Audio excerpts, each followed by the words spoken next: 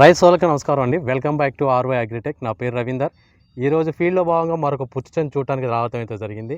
నాతో పాటు మరియు డిఎస్ఎస్ కంపెనీకి సంబంధించిన ఆర్ఎం గారు అయితే ఈ ఫీల్డ్ చూడటానికి రావడం అయితే జరిగింది. మనం ఇప్పుడు చూస్తున్న వెరైటీ వచ్చేసి డిసిఎస్ కంపెనీ వారి జిగ్నా గోల్డ్ వెరైటీ అండి. ఈ వెరైటీ గురించి మన పక్కన మన రైతు అయితే ఉన్నారు. రైతు మాటల్లో ఈ వెరైటీ గురించి అయితే విందామండి. నమస్తే అండి, నా పేరు ప్రసాద్. నేను DCS regional sales manager Telangana. ఈరోజు అయితే మనం సుబానీ పఠాన్ గారు పుచ్చ సేలో ఉన్నామండి. సుబానీ గారు ఈ జిగ్నా గోల్డ్ వెరైటీ డిసిఎస్ కంపెనీ వారిది జిగ్నా గోల్డ్ వెరైటీ 10 ఎకరాలు వేశారు.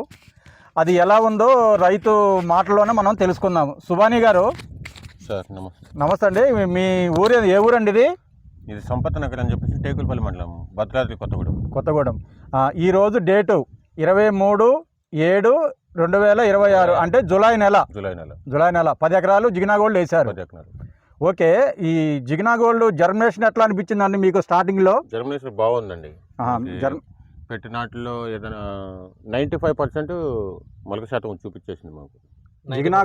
జిగ్నా గోల్డ్ 95% జర్మినేషన్ పర్ఫెక్ట్ గా ఉన్నది.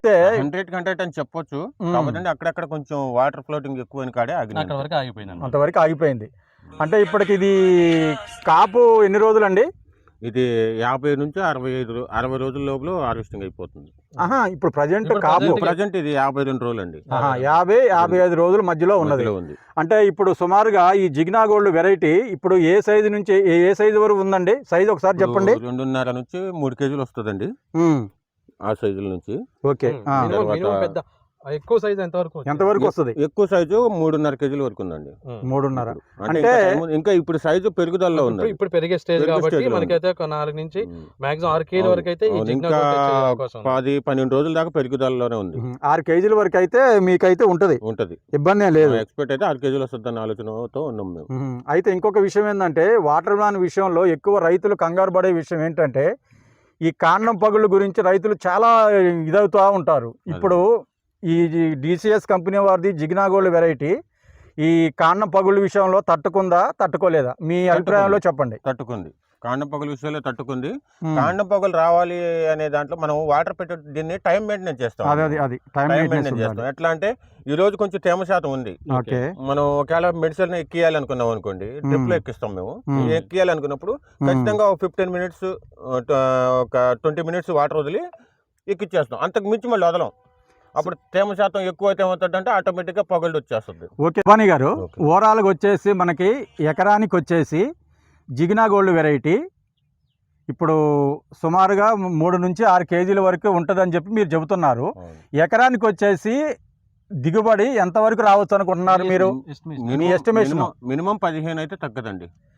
15 అయితే తగ్గదు, 15 టన్నులు అయితే తగ్గదు. అయితే ఫస్ట్ కటింగ్ రెండో కటింగ్ ఇంకెంత రావచ్చు అండి? రెండో కటింగ్ ఒక 4-5 టన్నుల దాకా రావచ్చు. మొత్తం మీద ఓవరాల్గా అయితే ఈ వర్షాకాలంలో కూడా 20-25 క్వింటాల వరకు కూడా జిగ్నా గోల్డ్ వెరైటీ డిసిఎస్ కంపెనీ వారిది రావడానికి అవకాశం ఉంది. అంతే కదా? ఇంకోటి ఏంటంటే ఈ సంవత్సరం పూర్తి ఎండాకాలం టెంపరేచర్, అందులో ఈ భద్రాద్రి కొత్తగూడెం జిల్లా అంటే మొత్తం కూడా ఒక 40-45 దాకా కూడా ఓవర్ హీట్ టెంపరేచర్ బాగా ఉంటుంది. ఈ టెంపరేచర్లో కూడా ఈ జిగ్నా గోల్డ్ వెరైటీ ఎలా తట్టుకుంది? ఇది చూడండి, మంచి అంతగా కలరు కూడా మంచి కలరు, మంచి టేస్ట్.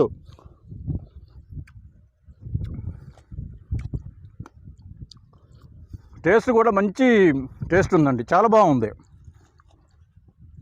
చాలా ఇదిగా ఉంది, బాగుంది. ఓకే, అదే సరే. ఓకే, మీరు మంచి సూచనలు రైతులకు ఇచ్చారండి.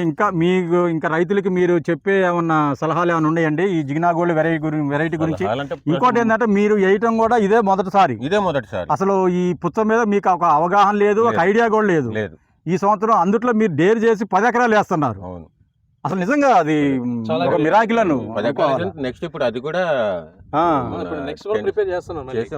ఎకరం 2 ఎకరాలు అంటే కాదు సుబానీ గారు, ఎకరం 2 ఎకరాలు అంటే అనుకోవచ్చు, కానీ ఒకసారి 10 ఎకరాలు జిగ్నా గోల్డ్ మీద ఎంత నమ్మకం ఉంటే మీరు దగ్గర చూశాను నేను. అది చూసిన విధానం తోటి సరే నాకు చాలా ఈజీ అనిపించింది.